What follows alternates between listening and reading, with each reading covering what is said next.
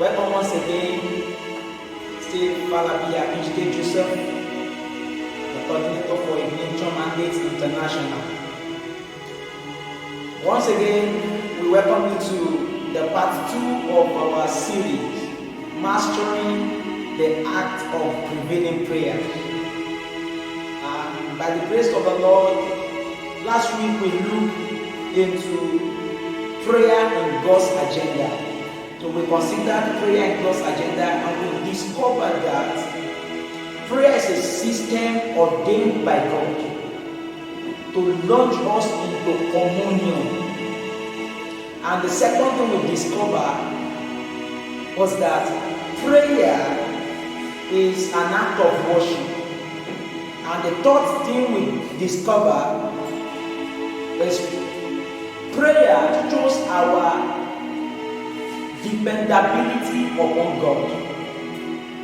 Then we sum it up by saying that when we pray, we tell God that we are not sufficient on our own to handle anything about life.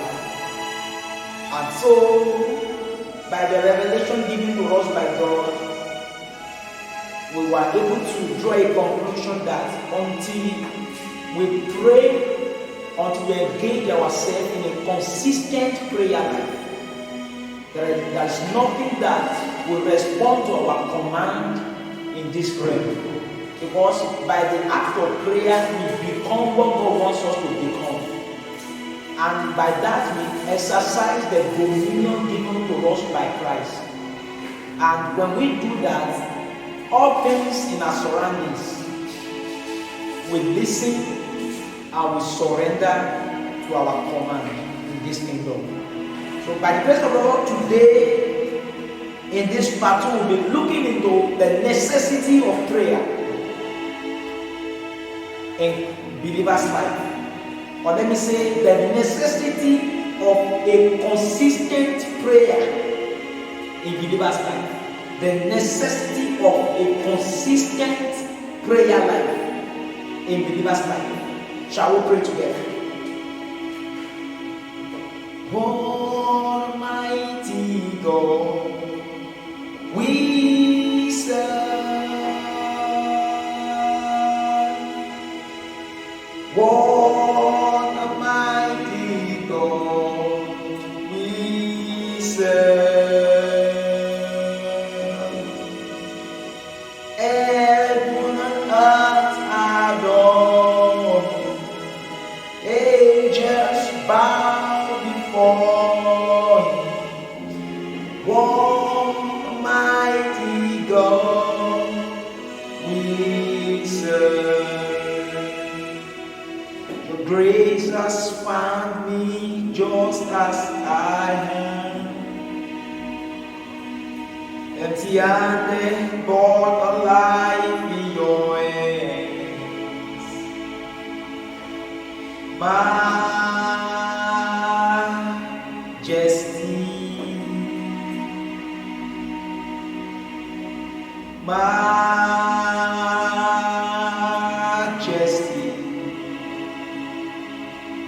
ever I am changed by You, Lord, in the presence of Your majesty.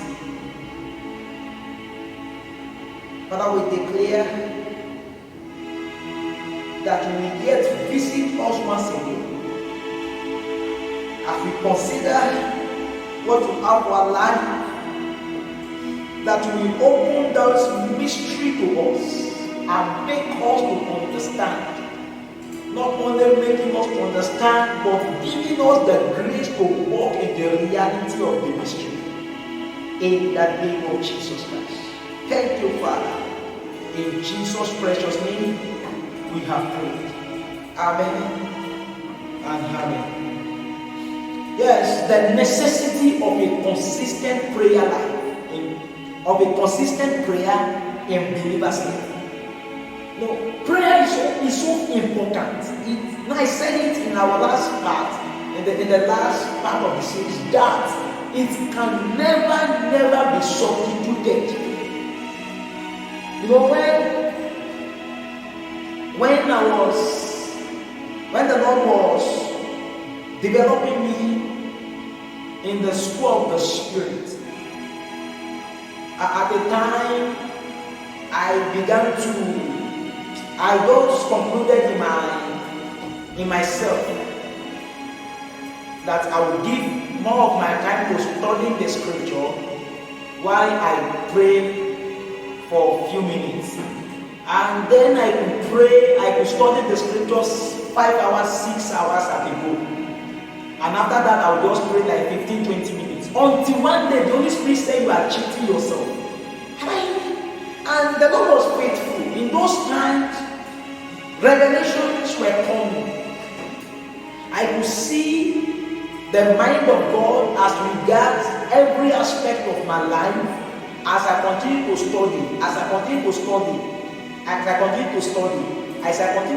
and examine the Word of God. I have no knowledge about the will, what the will of the Lord is. But there was something in my life that when the Lord communicated to me that I'm cheating myself, that I really discovered that I was cheating myself indeed. Though I have knowledge about the will of God, what the will of the Lord is, but the power to walk in the reality became a problem to me.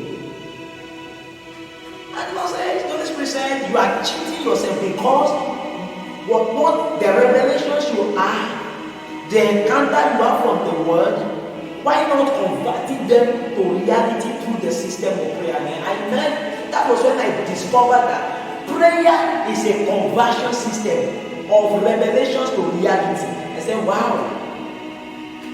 And ever since then,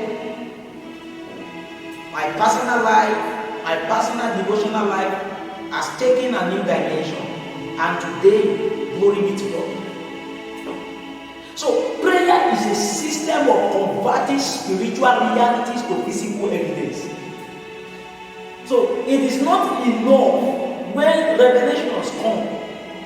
It is not enough to have mysteries, but the power to walk in their reality, converting them to reality, is where the secret of the result lies. So, in other words, prayer is a system of converting spiritual realities to physical manifestation. So, through prayer, we bring those things that are in the realms of the spirit. We bring them into the realm of the physical so that men can see.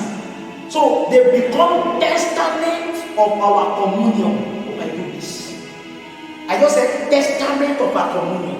They become testament of our communion. Those spiritual realities that by the power of consistent prayer are converted into the physical reality become the testament. So when men and women will look upon us, they see the testament, they see the result, that this one is a man of prayer. Yes. And that is the reason why it is very, very necessary for us to have a consistent prayer life. So by the grace of God, I will be sharing with us 3 things why a consistent prayer life is necessary. I'm going to share with us 3 things why a consistent prayer life is a must for a child of God, for a believer that wants to prevail in this world. So the first thing, let's look into the scripture. It's a very popular scripture. If you ask anybody to quote it, they will just quote it. Of course. Jude and verse 20.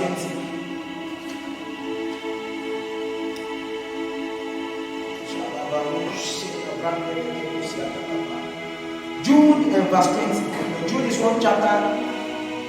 But you, beloved,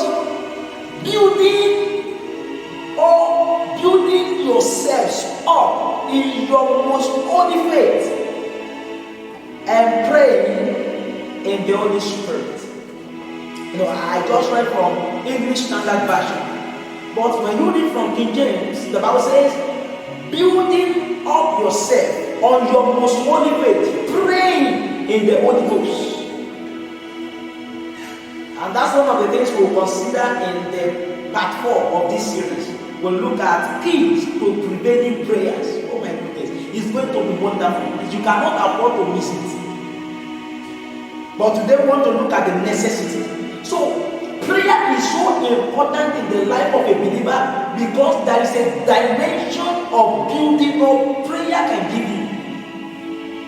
You know, I said in the first part that the more you pray, the more you see into the agenda of God. And when I was starting this series, this part, I told us that when you pray, the more you pray, the more conversion of spiritual reality you have in your physical experience.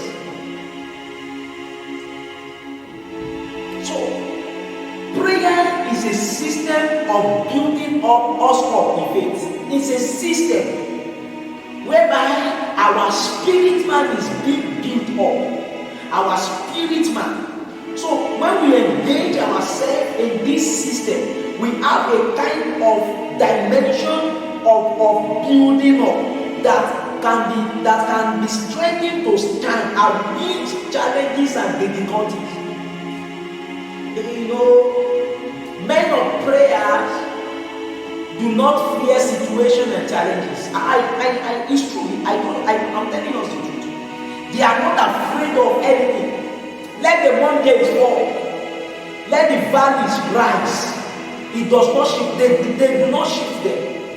All of those things going on around, all of those evil and wickedness do not have anything to do with them because they know that they are operating in a dimension that is capable of commanding result to everything in their surroundings. It's a key. I want to give you a key. It's a key that can make your mind to be settled, even in times of challenges. It's a system that can give you enough stability, certain stability that can stand against any challenge, that can stand against any situation. Then building up yourself on your most holy faith, praying, underline the word praying in the Holy Ghost. Then the prayer is in the Holy Ghost. So we'll consider that in part 4 by the grace of God. So when you pray, it builds you, it builds your spirit man. And whenever your spirit man experience what we call spiritual strengthening, there is nothing in this life that can shake you. So Paul understood this principle when he said, what shall separate us from the love of Christ? He said, shall tribulation, affliction, sword, famine. So in all of these things, we are more than conquerors through him that loved us. And you know, Paul was a man of prayer. He doesn't joke with it. Paul was a man of prayer. He was a man of prayer. So your mind becomes stable, your spirit becomes stable. Influences of this world does not have ability, does not have power over your spirit man. Because lust exists within the spirit of a man, within the soul and the spirit of a man. Lust. So all of those lustful desire of the world will not have their place in you because your spirit man has enough capacity to withstand them by the means of a consistent prayer. By the means of a perfect prayer life, your spirit man becomes strengthened to stand against every challenge, to stand against every situation, to stand against every wickedness of this time. So you must, that's why it becomes important, it becomes irreplaceable. You cannot substitute it for any other thing. I just told you my experience. How I love to study the scripture. Till now, by the grace of God, the Lord is still helping me by His available grace to seek with Him in His word and also to pray effectively. And by the grace of the Lord, I am still in this school of making to look into the agenda of God in His word and to make them become my experience through the system of prayer.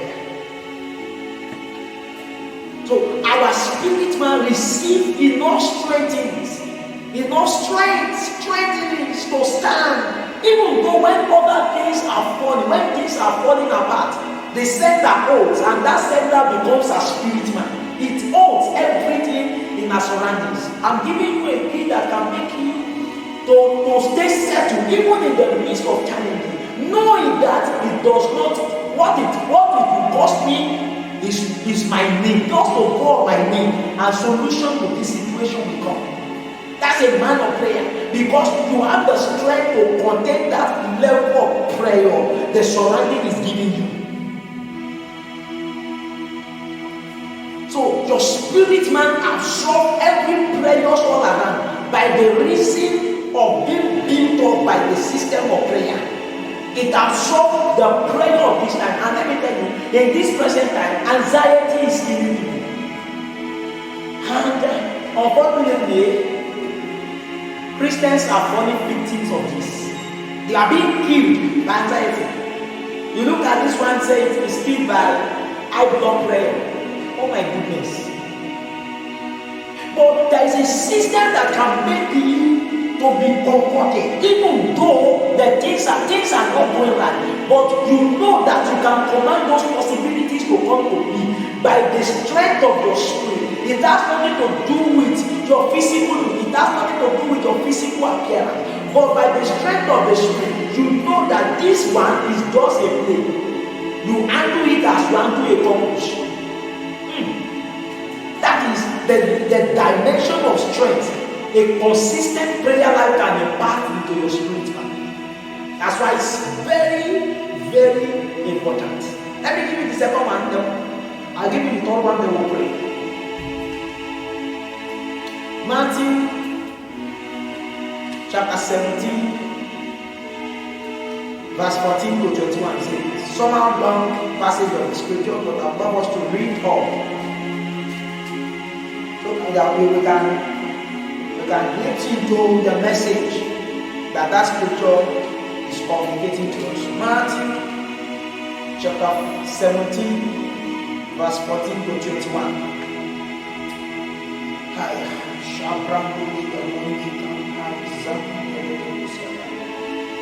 And when they came to the crowd, Jesus and his disciples this wise. When they came to the crowd, a man came up to him and kneeling down before him. He said, Lord, have mercy on my son, for he is an epileptic, and his father steadily. For often he falls into the fire, and often into the water. And I brought him to your disciples, and they could not heal him. Isn't it somehow, how can I even put it, ridiculous that the people that have been with Jesus for more than 2 years could not just speak to the man that's an epileptic, and that spirit called epileptic disappear. That spirit is a spirit. Speak to it and go.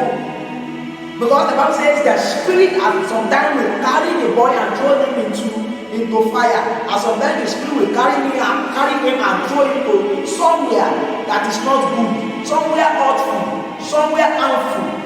So the disciples of Jesus was so disappointed in him. Listen to the statement of Jesus. The man said, and I brought it as a result of this, because of the incapability of your disciples, I brought him to you, so that you can heal him. And Jesus answered, responding. Jesus left the man and the son and the epileptic son. Jesus left them because Jesus knew that what you be needed is just a command, and a command the spirit will disappear. So Jesus knew that is not the problem. So he praised the disciples. And listen to what Jesus told them. Jesus answered the disciples, "Oh faithless and twisted generation, how long am I going to be with you? How long am I going to bear with you?" Jesus said, "Bring him here to me." And Jesus rebuked the demon. So the spirit, the spirit called epilepsy is a demon. And Jesus rebuked the demon, and it came out of him, and the boy was healed instantly. So there is a dimension of instant miracle your life can operate. There is a dimension of instant miracle your life can manifest by the reason of what we want to consider now. We should get there. Now, I love the disciples of Jesus. They took it upon themselves. Even though you rebuked them openly, even though this one guy was disappointed in them, but they wanted to know the mystery behind what just happened. No, it was a spiritual transaction. It was a spiritual reality. Jesus spoke to the demon. The demon left. So they wanted to know what happened. There's the mystery behind this success. The mystery behind this result. The Bible says in verse 19, then the disciples came to Jesus privately and said, why would we not cast it out? I think Jesus would love this statement. Why would we not cast it out? And he said to them, because of your little faith. For truly I say to you, if you have little faith like a grain of mustard seed, you will say to this mountain, move from here to there, and it will move. And nothing will be impossible for you. Verse 21. But this kind never comes out except by prayer and fasting. This way that Jesus talks about three things from this scripture. When they came to ask him, what is the mystery behind this result? What is the key to unlock this dimension? And Jesus told them, so said, because of your little faith, because you do not have the faith, you do not have the faith to give back to such miracle. You do not have the faith that can launch you into this miraculous dimension. That was the statement of Jesus to them. Then he now said that there is something more, and that is this kind of a thing. When it comes to this kingdom, when it comes to this kind of a thing in this kingdom, it does not go out except by prayer and by fasting. So Jesus rebuked their little faith, because prior to that time, none of them had established a personal communion life where they interact with God by the system of prayer. So they had Jesus. Jesus even confirmed. Why they had Jesus? The disciples of Jesus, of John fast, and your disciples, all they know is to eat. And Jesus told them that they will not fast. Said that as long as the bridegroom is still around, he said those associated with the bridegroom will not fast. But immediately is departed, said they will know the value of prayer. And don't forget the first scripture we consider, Jude verse 20 says, building up yourself on your most holy faith, praying in the Holy Ghost. So Jesus right here rebuked them for no faith, and at the same time he now told them that to come into this dimension, to come into this experience is by prayer and by fasting. So, the more you expose your spirit to the system of prayer, it builds up certain strength, a dimension of strength and faith within your spirit to give you stability. You'll be able to command possibilities and results in this kingdom. So, prayer builds us into realities of miracles. Prayers birth us.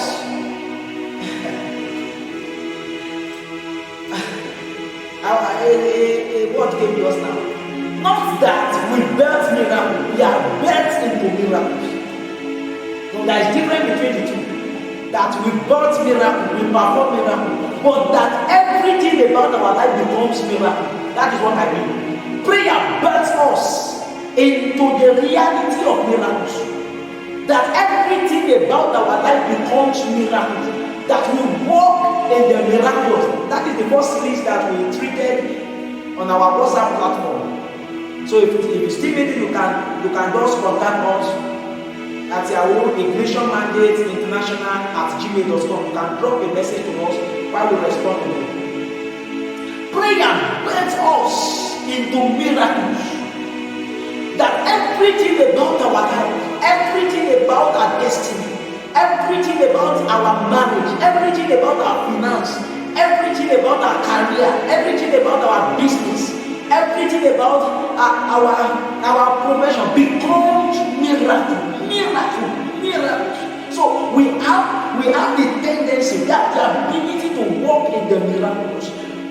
Prayer is a system that gives back to us to walk in the realities of miracles.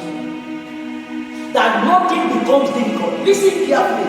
In this kingdom, there is no impossibility. Impossibility does not exist in our dictionary.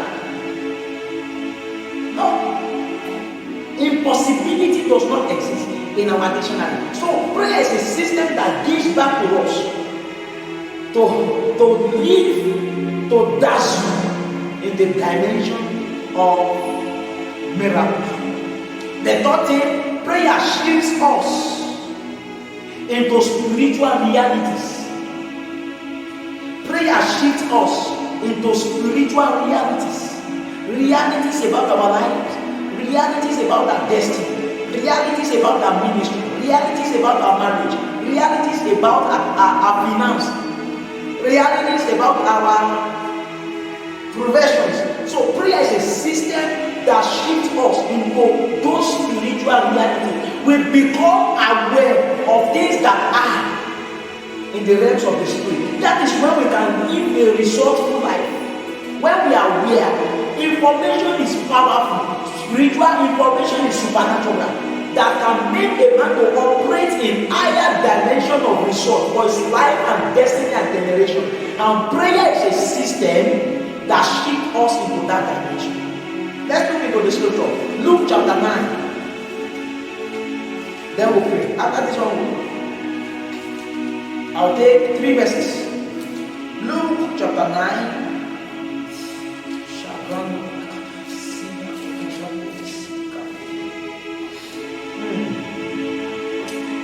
Verse 28. Luke chapter 9 and verse 28. Now about 8 days after these sayings, he took with him Peter and John and James and went up on the mountain to pray.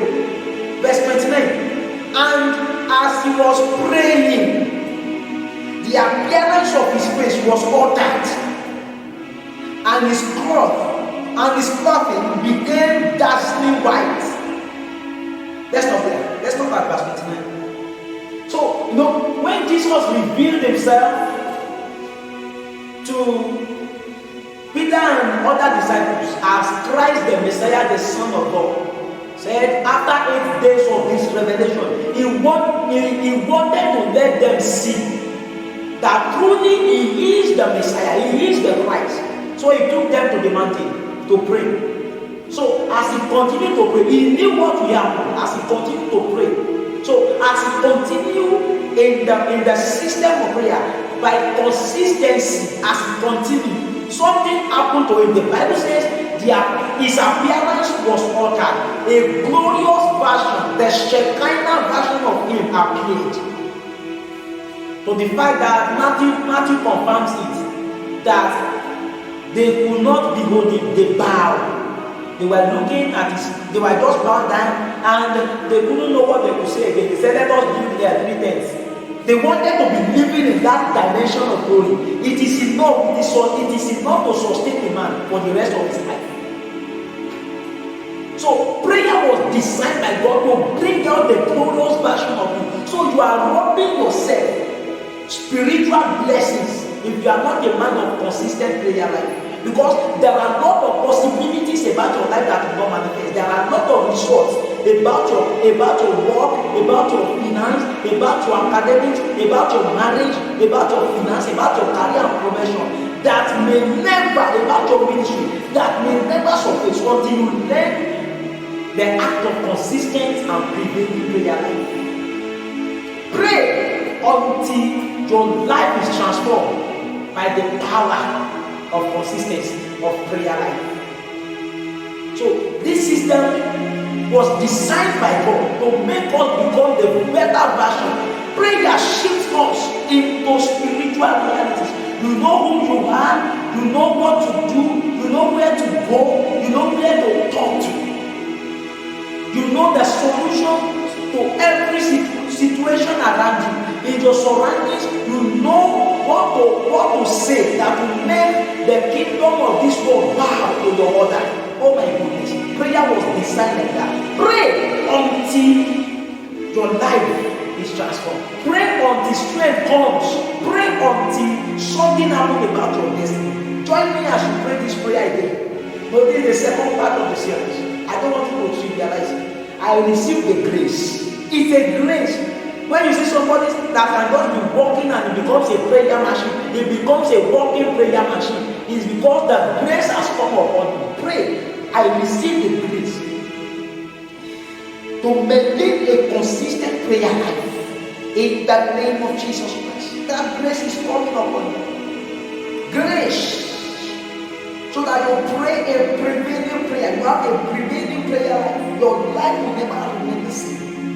Talk to the Lord. Receive that grace in the name of Jesus Christ. The grace to pray in daytime, in nighttime. The grace to pray. Grace to pray until the better version of you appear, until the better version of you surface. The grace to pray is coming upon you right now in the name of Jesus Christ. Thank you, Father, in Jesus' precious name. I pray for you in the name that is above all names. As you follow us in this teaching, that the grace for a consistent prayer life that will build up your stability, your spiritual stability, that will shift you into spiritual realities, that will make you that will give birth to you into the realities of miracles. That everything about your life and career, everything about your destiny will become miracle. Receive that grace in the name of Jesus Christ. As you believe that grace is coming upon you in the name of Jesus, and your prayer life will never remain the same. I refuel your prayer life. I repeat your prayer life by the power of the Holy Ghost in the name of Jesus Christ. Thank you, Father. In Jesus' precious name, we are praying. Amen and amen. God bless you in Jesus' precious name. If you have any questions or if you have any contribution to make as regards the teaching, you can contact any number, the number displayed on your screen, and as well you can write to us on our email. Everything is displayed on the screen. God bless you in Jesus' precious name. Join us next week for another part of this series as we explore foundations for prevailing prayers. We look into foundations for prevailing prayers, how to build a prevailing prayer, or what to build prevailing prayer, and your life will never remain the same. In Jesus' precious name, amen. God bless you.